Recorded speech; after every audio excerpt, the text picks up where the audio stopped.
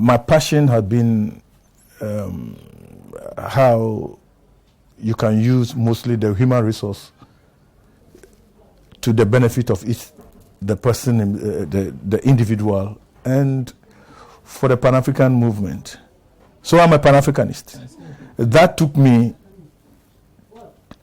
to Libya. I worked with the late Colonel Muammar Gaddafi prominently. As a what?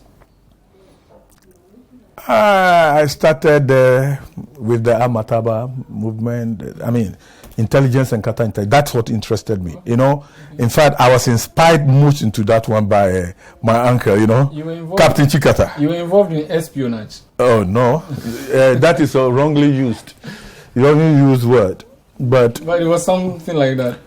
Intelligence and counterintelligence is something. It's a good subject. I think what I saw that the African. The African paradox. Some want to blame it on this, some want to blame it on that. And then the resounding story of Nkrumah, whilst our independent, we need the economic independence. Whatever way you may go about it, I didn't want to follow the traditional thing. I wanted to interrogate further.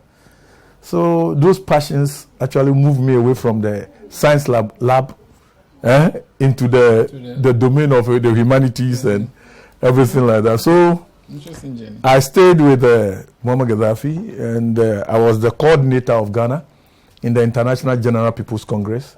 After being trained in many of the tertiary institutions, some to be talked about openly, some not to be talked about openly, and then had my career development from there.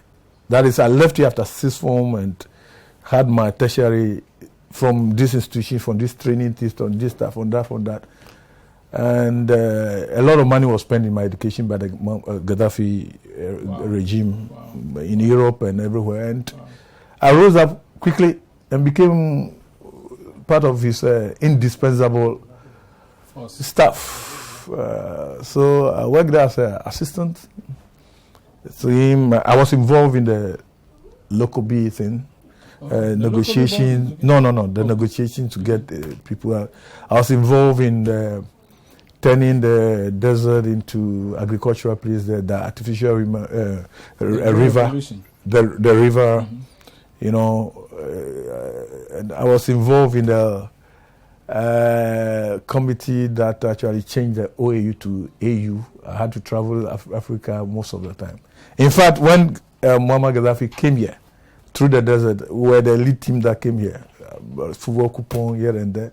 I was also involved in the first AU, this is where people thought that Yadema of Togo cannot be, and because of the record, no, we didn't think about it like that. So I was part of it, part of the people who negotiated for the Dieu-Février Hotel, to be given to the Libyans here and there, and then money to do those ones. So there I struck a personal relationship with the late president of Togo, Yadema. Okay, Yadema. And we were interested in a peaceful transition from there. And when I go there, sometimes motorcade, this and that, and many of the African presidents are friends. The former ones and 60s, 70s, 80s. My brother, much of the activities were in the 80s, 90s, early 90s, late 80s, and early 90s up to 2000. You're enjoying life? No. I was actually very, very enthusiastic about the liberty and the freedom of the African man. The young guys are to aspire and be who you are.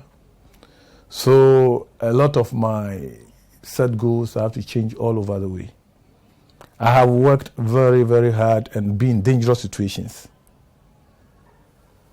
I've been in the desert where they are talking about ISIS and all fundamental Islamists and things like that. Yes, of course.